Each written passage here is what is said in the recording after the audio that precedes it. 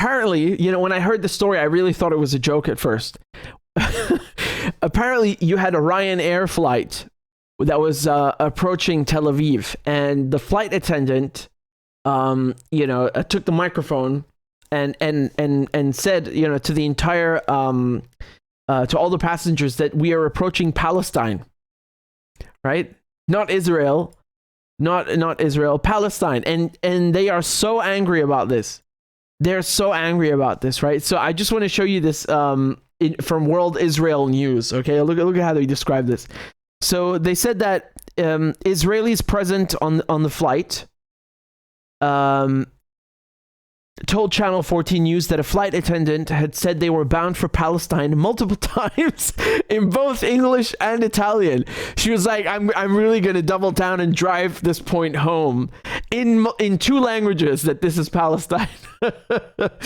So this is about an hour before it's supposed to touch down in Ben Gurion Airport, right? And some of the passengers spoke up about some of the passengers on the flight spoke up about the announcement and asked the attendant to either correct herself or apologize. And one passenger said, quote, "We didn't buy tickets on the airline to deal with anti-Zionist opinions from flight staff. All we wanted was an announcement that Tel Aviv is in Israel." I'm sorry, man. Somebody maybe forgot to tell you that Ryanair is Irish, and the Irish are not stupid. And you're barking up the wrong tree, man. Sorry. So the flight attendant who made the announcement was not wearing a name tag, making it impossible to identify anyone by name in order to file a complaint at a later time. And then one person who tried taking a picture of the attendant was told that she will be arrested upon landing if she left her seat in order to get a clear image of the speaker. Ryanair, which is headquartered in Dublin, in Ireland, refused to respond to multiple requests for comment from Channel 14 regarding the incident. Yeah, like I said, the Irish, they know colonialism when they see it, and they see it.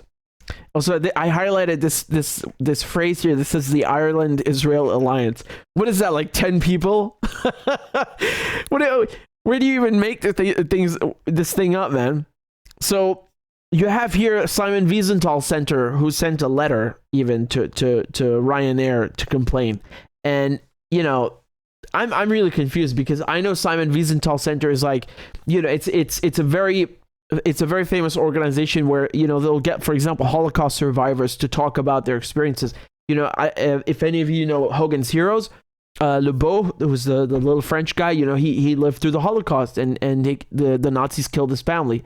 And he was in a camp, in a concentration camp. And so I know that he spoke there, for example. You should go watch it. Really horrible stuff, right?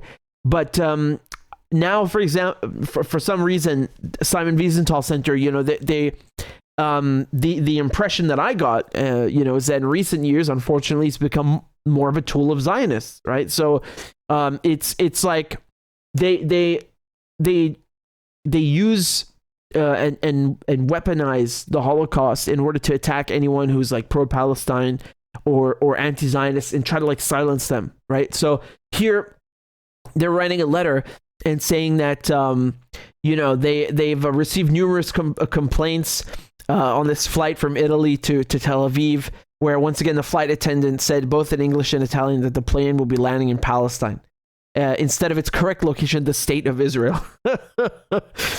And the correction was refused. So when I see this corroborates the fact that this actually happened. I don't think Simon Wiesenthal Center would even bother sending this if it weren't true, right? So let me just say something, because you got people like that quote I read where this guy is saying, one of the passengers saying, we don't want like these politicized opinions where someone is saying Palestine instead of Israel.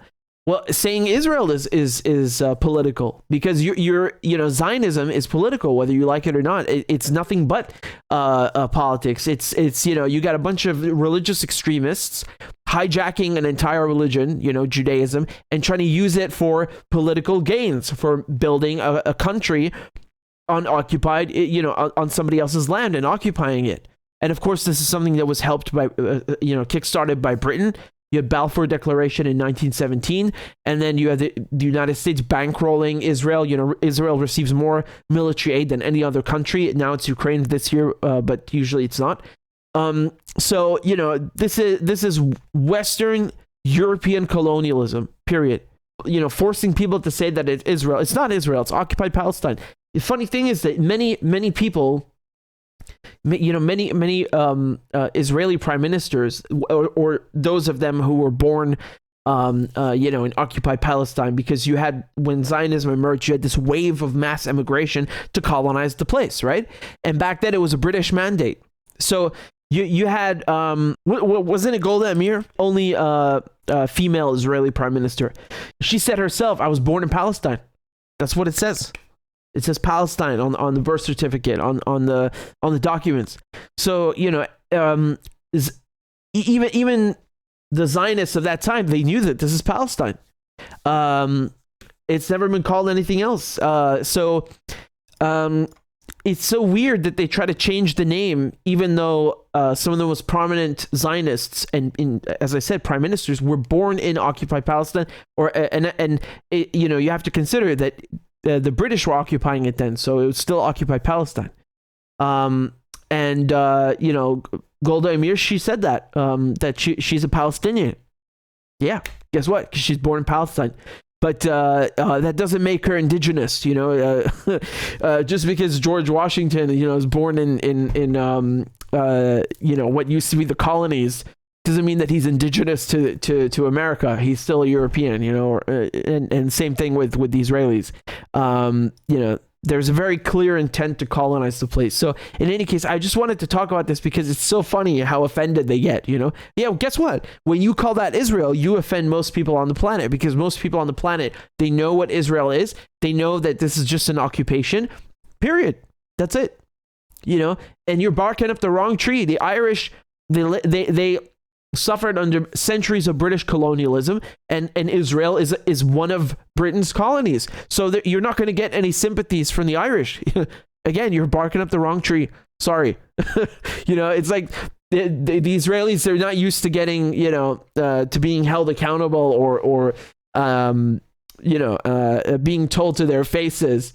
And that's why when the World Cup in Qatar was taking place, you had some Israeli journalists traveling there. They couldn't speak to a single person every single time.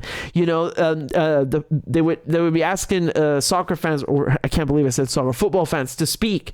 Most of the viewers are Americans, so I had to say soccer, but no one wanted to speak to them.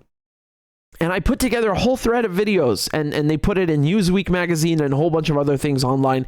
They put my whole thread there. You had Japanese football fans, Arab football fans, European football fans. No one wanted to speak to the Israeli channels because they don't support what Israel's doing, and they don't support Israeli colonialism. Period. I mean, sorry that you've been confronted with reality, but actually, I'm not sorry.